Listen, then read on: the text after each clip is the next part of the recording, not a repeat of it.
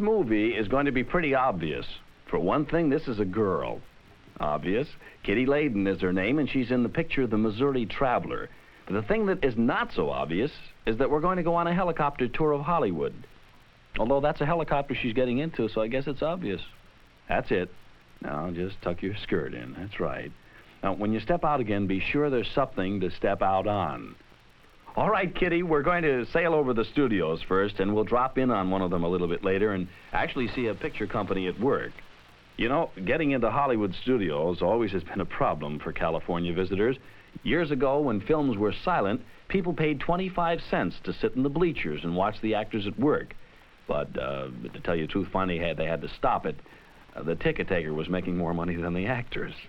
We're over Hollywood Bowl right now, and that's where, of course, Judy Garland and Leopold Stokowski and Jan Pierce and Eddie Fisher, when Debbie lets them out of the house, entertain for many people. Of course, they entertain one at a time, not all at once.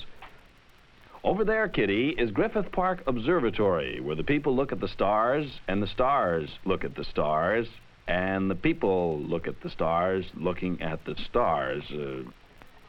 Oh, there's Hollywood's newest skyscraper, the Capitol Tower. And they tell me it's packed full of Frank Sinatra records. That's why it's round. They also tell me if you give it a little twist, you'll hear one of Frankie's records. I don't think so, unless you could possibly twist it at 45 RPMs. We're now over the corner of Hollywood and Vine. And, Kitty, if you look very, very careful, straight down, look hard, Kim Novak is waving to Jane Oh, you missed it, Kitty. You didn't look hard enough. Columbia Studios, scene of many Rita Hayworth hits. Below is Paramount. Looks like a parking lot. Well, actually, it used to be a studio until Cecil B. DeMille's Red Sea ran over it. Kitty, that's Grauman's Chinese Theater. It's where you can see the footprints of all the great stars. And who knows, maybe someday you too will be standing in a bucket of wet cement in that lobby. And you're seeing it from way up here. 20th Century Fox Studios. See that thing that looks like a piano top? Well, that's a lake. Hundreds of pirates have walked the plank there. See the thing that looks like a wall?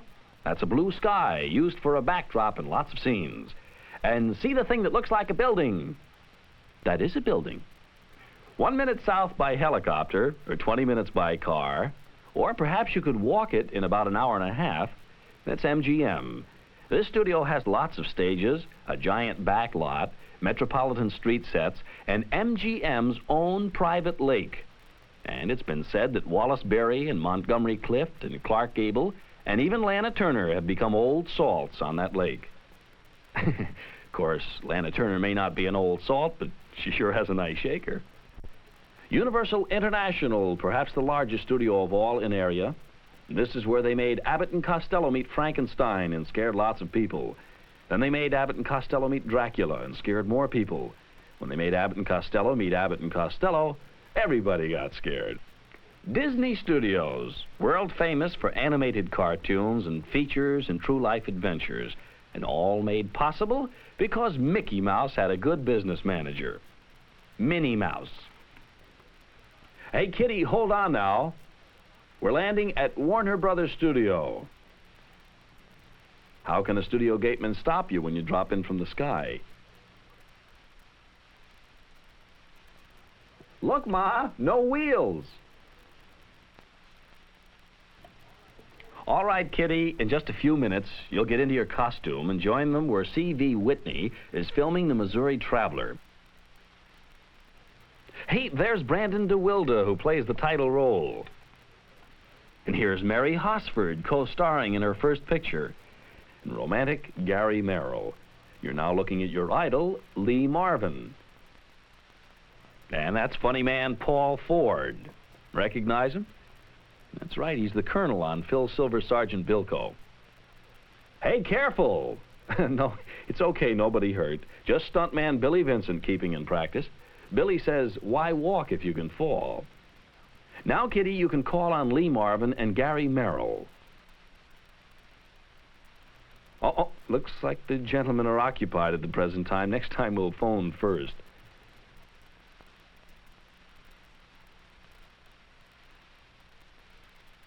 Here's one of the big romantic moments from The Missouri Traveler.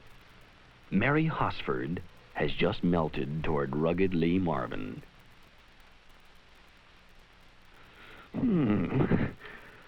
That's what I call melted. Hey, Kitty, don't be mad at Lee. He can't be kissing you, Kitty. Mary's the star. It's in the script. Kitty, come back. Kitty, come back. Oh, well, that's a Missouri Traveler for you.